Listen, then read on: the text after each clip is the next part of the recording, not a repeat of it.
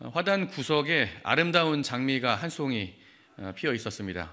그런데 이 장미는 얼마나 이 불평이 많았는지 눈만 뜨면 주인에게 불평을 털어놓는 거로 하루를 시작을 했습니다. 이 장미가 밤이면 춥고 어두워서 견딜 수 없으니 당장 자신을 거실로 옮겨달라고 주인에게 불평했습니다. 착한 주인은 이 장미를 화분에 옮겨 담아서 거실에 이렇게 두었습니다. 근데 얼마 지나지 않아서 이 장미는 또다시 이 주인에게 불평하기 시작했습니다. 여기는 나비도 찾아오지 않고 햇빛도 잘 들지 않아서 힘드니까 자신을 창가로 옮겨달라고 그렇게 했습니다. 그러자 주인은 이번에도 이 장미를 이 창가에 옮겨다 주었습니다. 하지만 장미의 불평은 또 여기서 끝나지 않았습니다. 창가에는 가만히 있으니까 고양이나 막 새들이 너무 찾아오는 거예요. 그래서 너무나 조용히 있는데 방해가 된다고 하면서 차라리 자신을 화병에다가 넣어서 방 안으로 옮겨달라고 했습니다. 이번에도 이 착한 주인은 이 장미의 말대로 장미 가지를 꺾어서 화병에 담아 안전하게 이 방 안에 두었습니다. 며칠이 지나자 이 장미가 또 짜증이 났습니다. 또다시 불평합니다. 이 방 안은 답답해서 싫다는 거예요. 답답해서 싫으니 다시 자기를 바깥 화단으로 옮겨달라고 그렇게 했습니다. 여러분, 장미는 어떻게 되었을까요? 이미 뿌리가 잘린 이 장미는 금세 시들어 버렸고 주인은 장미를 뽑아서 쓰레기통에 버리고 말았습니다. 때로는 이렇게 장미처럼 이 불평과 불만을 우리 입에 달고 사는 사람들을 만날 때가 있습니다. 식당에 가면 음식에 맛이 없네, 인내부터 시작해가지고 비위생적이고 종업원들이 불친절하고 서비스가 별로고 이렇게 하면서 불평을 하는 그런 사람도 있죠. 모임에 가면 이런 분들은 사람이 많이 왔네, 적게 왔네부터 시작해서 순서가 엉망이고 진행도 엉망이고 그러면서 끊임없이 불평을 늘어놓습니다. 예배 시간에도 예외는 아니에요. 예배 시간에 오시면 혹시 여러분들 마음에 이런 마음 있으십니까? 오늘 말씀이 좀 별로네. 설교자가 좀 목사님 컨디션이 좀 안 좋으신가 봐.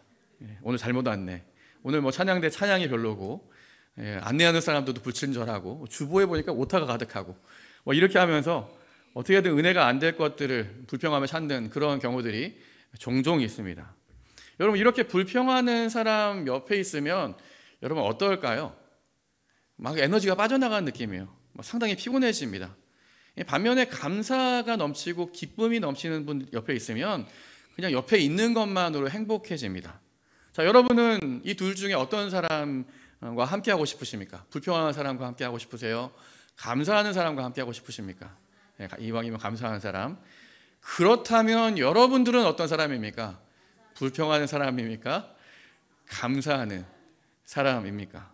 저는 모두 우리 여기 계신 성도님들 우리 전부가 정말 감사가 넘치는 우리 성도님들 되셨으면 좋겠습니다. 광야를 지나는 이스라엘 백성들은 많은 것이 불편했습니다. 광야라는 곳이 편하게 쉴 곳도 없고 먹을 것도 없고 마실 것도 부족한 곳이었기 때문입니다.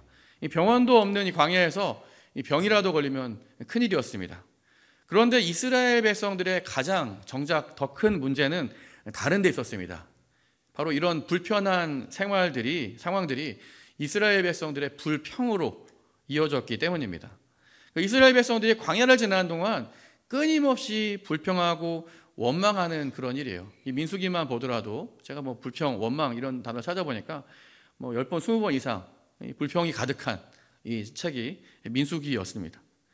먹을 것이 없다고 불평하고, 목이 마르다고 불평하고, 생활이 불편하다고 그렇게 원망하고, 길이 험하다고 하나님께 짜증을 내고 이런 일들이 계속 이스라엘의 광야 역사에 있었던 일입니다.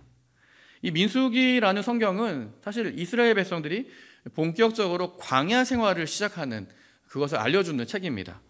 1년 동안 이스라엘 백성들이 했던 일은 시내 광야에서 머무르면서 레위기까지 하는 그런 일들은 율법을 받고 또 하나님과 언약을 맺고 성막도 세우고 각종 제도를 정비하는 그런 일들을 했습니다. 그리고 이 모든 준비가 하나님의 백성으로의 모든 준비가 마쳤을 때 하나님이 출애굽한 지 2년 2개월 2년 둘째 달 20일에 이스라엘 백성들이 드디어 광야로 본격적으로 광야길로 출발하게 하십니다.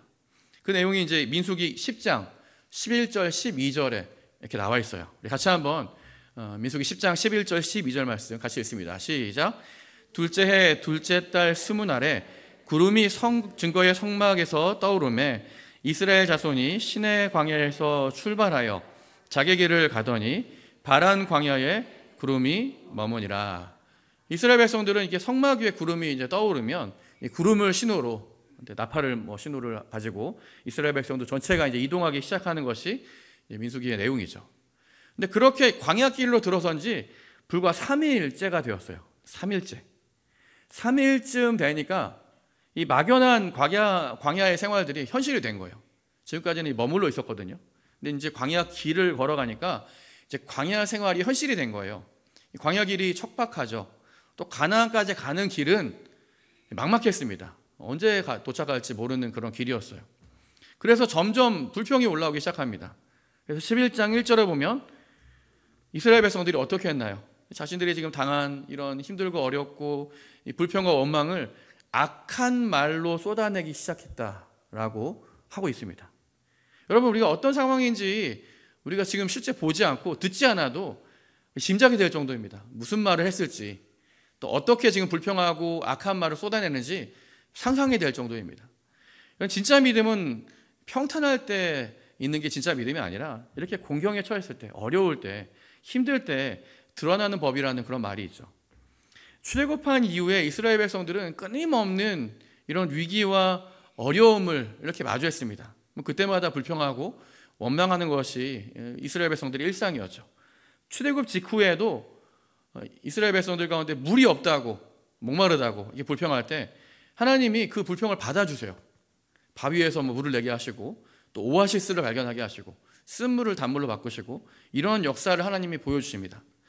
먹을 것이 없어서 더 이상 이제 먹을 것이 다 떨어져서 굶어 죽겠다고 막 불평하고 원망할 때 하나님이 그 불평도 있는 그대로 잘 받아주세요. 하늘을 열어서 이 만나를 내려서 먹게 하십니다. 하지만 이제 시내 광야에서 하나님과 이스라엘 백성들이 언약을 맺고 하나님의 영광을 나타내시고 한 이후에는 상황이 달라졌어요. 이제는 이스라엘 백성들이 이제 하나님의 언약 백성이 된 것으로 이제 시작이 되었기 때문입니다. 이제 이스라엘 백성들은 이런 언약 백성으로서의 책임을 가지고 하나님 앞에 이런 책임을 감당하는 그런 삶을 살아가야 됐죠. 하지만 이스라엘 백성들은 신분은 변했을지 모르지만 그 내면은 하나도 변하지 않았습니다. 여전히 불평을 입에 달고 살았어요. 그러자 이번에는 하나님께서 이스라엘 백성들에게 참지 않으십니다. 어떻게 하시나요? 이 백성들의 원망하는, 불평하는 이 악한 소리를 들으신 하나님이 이스라엘 백성들에게 진노하기 시작하십니다.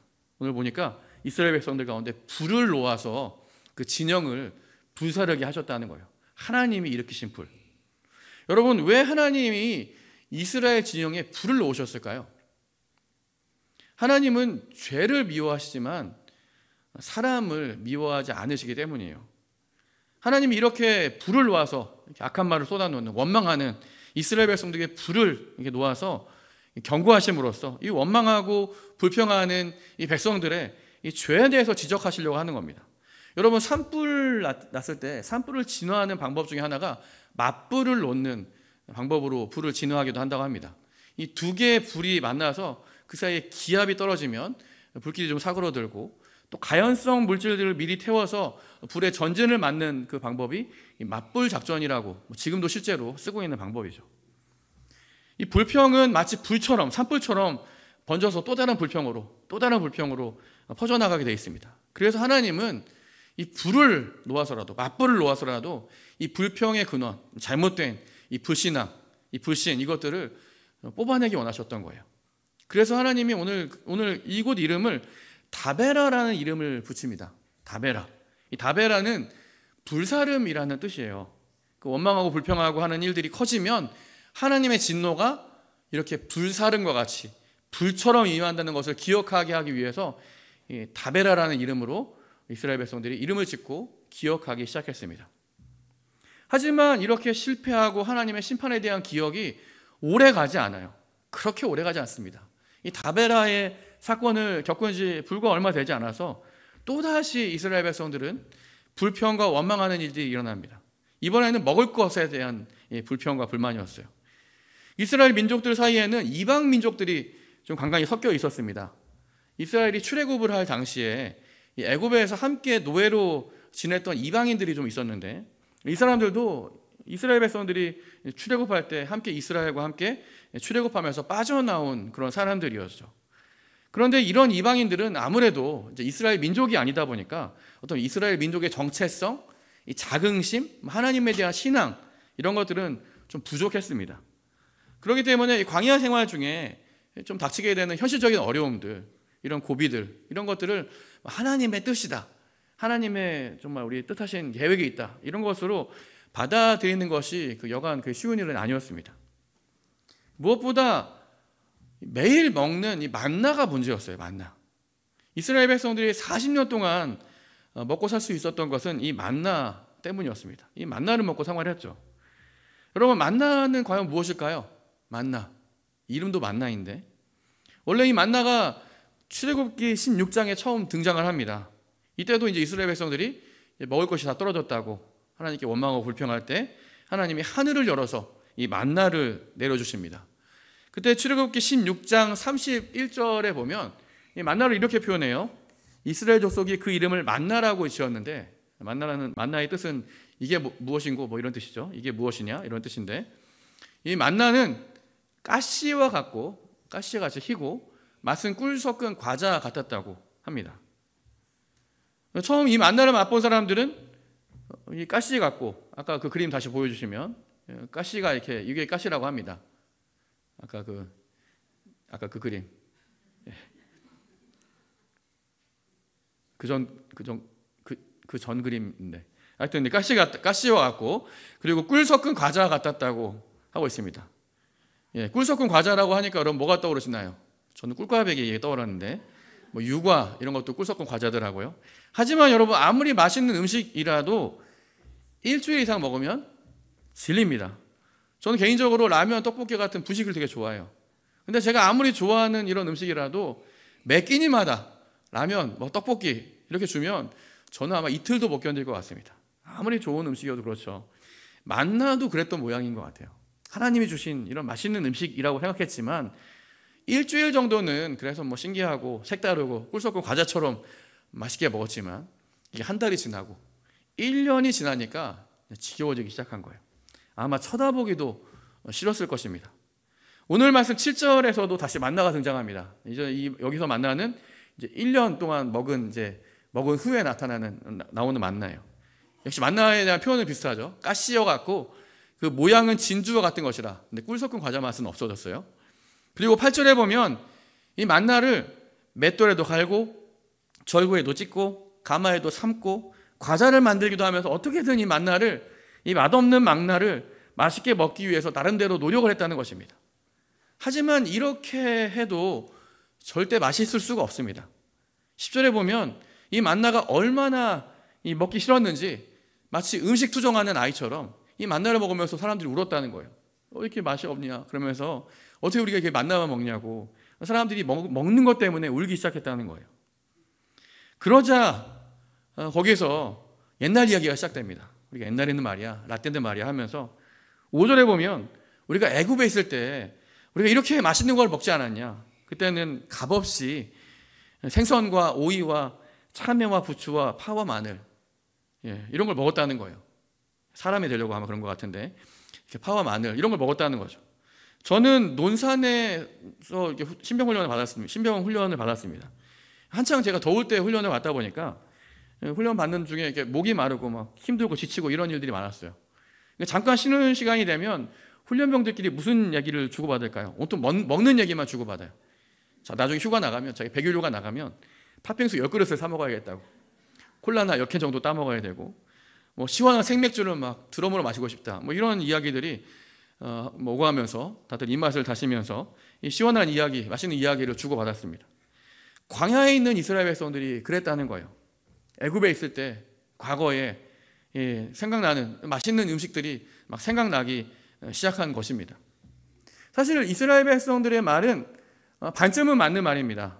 이들은 아마 애굽에 있을 때 이런 음식들을 먹었을 거예요. 하지만 여러분, 원래 이스라엘 백성들은 애굽에 있을 때 노예로 살았습니다. 이들이 지금 값없이 먹었다고 하는 음식들은 사실은 값없이 먹은 것이 아니라 힘들게 강제 노동을 하면서 배급받은 노동의 대가로 얻은 식량들입니다. 값없이 얻은 것들이 아니죠. 거짓말이에요. 추억하다 보니까 그렇게 값없이 먹었다고 하는 거예요. 그런데 정작 이 광야에서는 여러분 어떻습니까? 아무 일 하지 않아도 정말 값없이 하늘에서 매일매일 주시는, 하나님이 내리시는 은혜와 같은 만나를 먹고 살아요. 하지만 이 만나에 대해서는 불평하고 짜증내고 원망했습니다. 아마 하늘에서 내려온 이 만나를 이렇게 싫어하고 불평하는 것은 어떻게 보면 이 육신을 입은 사람의 모습을 가진 우리에게는 당연한 일일지도 모릅니다. 그 로마서에 보면, 로마서의 표현대로 하면 사람은 체질적으로 하나님이 은혜로 값없이 주신 것에 대한 거부감이 있대요. 그래서 하나님마저 외면하고 하나님을 싫어하고 하나님 멀리하는 것은 굉장히 자연스러운 일이라고 로마서에 표현하고 있죠. 여러분, 예수님이 이 땅에 생명의 떡으로 오셨습니다. 값없이 우리에게 주시는 생수로 생명의 떡으로 오셨어요. 그래서 예수님이 태어나신 곳이 어디입니까? 베들레헴이에요. 베들레헴. 그 베들레헴을 히브리어로 보시면, 히브리식으로 읽으면 이거예요. 베틀레헴 이렇게 읽는데, 베트라는 것은 집이라는 뜻이고 레헴 이거는 빵, 뭐 이렇게 이스라엘 사람들이 먹는 이 빵의 종류의 하나입니다. 그러니까 베틀레헴은 뭐예요? 빵집이라는 뜻이죠. 예수님이 우리의 영을 채우는 생명의 떡으로 이 땅 가운데 오셨다는 거예요. 오병이어의 기적이 일어났을 때 수많은 사람들이 예수님을 따라왔습니다. 떡을 먹고 배가 불렀기 때문이라고 그렇게 예수님을 따랐다고 해요. 근데 예수님을 따라다니면 아마 최소한 자신들이 배가 고플 일이 없다고 그렇게 생각했기 때문에 예수님을 따랐습니다. 그러자 예수님은 이 자신을 따르는 사람들의 이런 탐심, 잘못된 마음을 아셨어요. 그래서 떡이 중요한 게 아니라 바로 내가 중요하다. 내가 바로 생명의 떡이다. 이렇게 말씀하셨어요. 그러자 사람들이 어떻게 했을까요?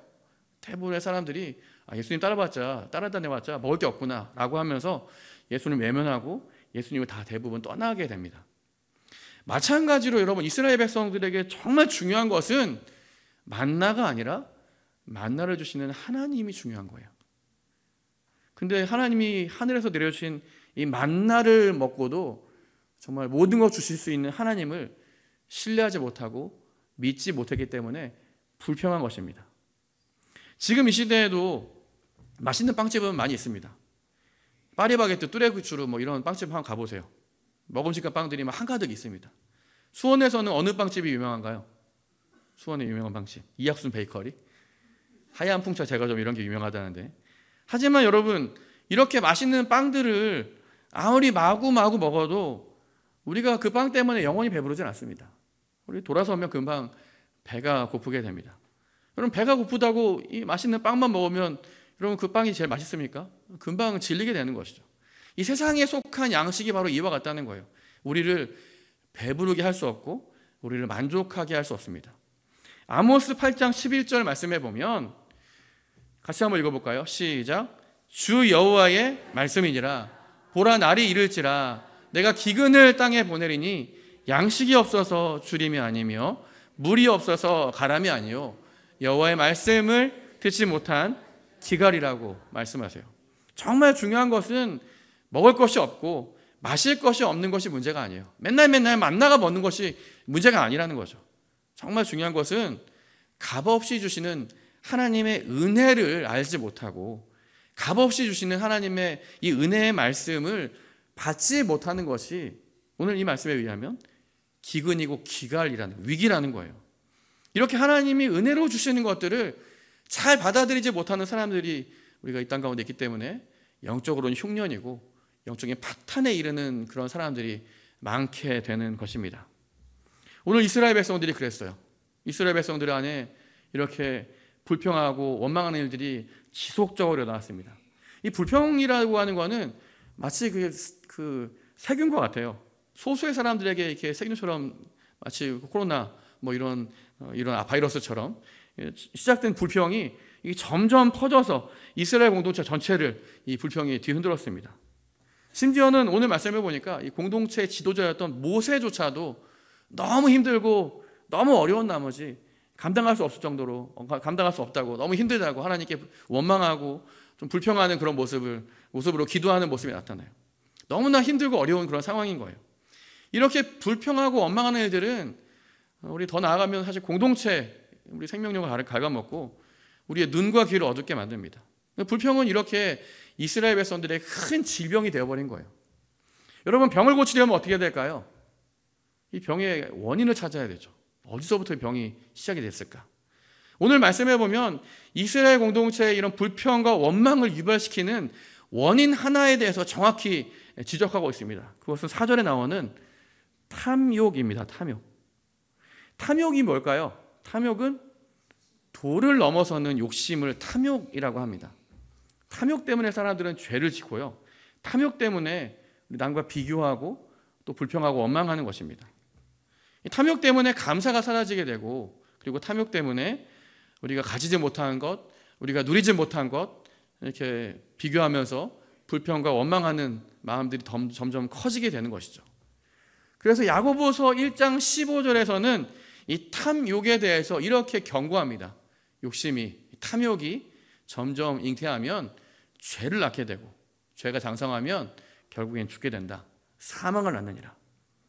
여러분, 이런 말씀들을 보면 우리 안을 다시 한번 잘 살펴봐야 돼요. 혹시 내 안에 좀 이 탐욕이 일어나는 경우는 없는지, 탐욕은 없는지, 정말 도를 넘어서는 욕심은 없는지, 어떤 일에 대한, 어떤 것에 대한 그런 욕심이 탐욕이 되기 시작한다면 여러분 깜짝 놀라셔야 됩니다. 이 탐욕이 마치 독약처럼 서서히 나를 죽이고 우리 가족들을 괴롭히고 우리 공동체를 깨뜨리는 그런 잘못된 것으로 나타날 것이기 때문입니다. 불평하지 않는 것도 참 중요하지만 우리 불평하지 않으려면 우리 안에 있는 이런 탐욕을 버려야 됩니다. 아프리카에서는 손만 간신히 들어갈 정도의 항아리를 가지고 원숭이를 잡는다, 뭐 이런 얘기 들어보셨죠? 거기다 과일을, 맛있는 원숭이가 좋아하는 것들 넣어두고 기다리면 원숭이가 먹이의 냄새를 맡고 이제 그 그릇에, 항아리에 손을 집어넣고 먹이를 붙잡는 순간 더 이상 손을 뺄 수 없어서 이 사람이 다가가서 원숭이를 잡을 때까지도 원숭이는 그 항아리에 넣은 그 손을 절대 빼지 못하고 붙잡히게 된다고 합니다. 이처럼 여러분, 탐욕이라고 하는 것을 버리지 못하면 모든 것을 다 잃게 되는 것이죠. 하나님이 값없이 주시는 이런 은혜를 누리고도 이스라엘 백성들은 계속 원망하고 불평했습니다. 그 이유는 바로 탐욕 때문이었습니다.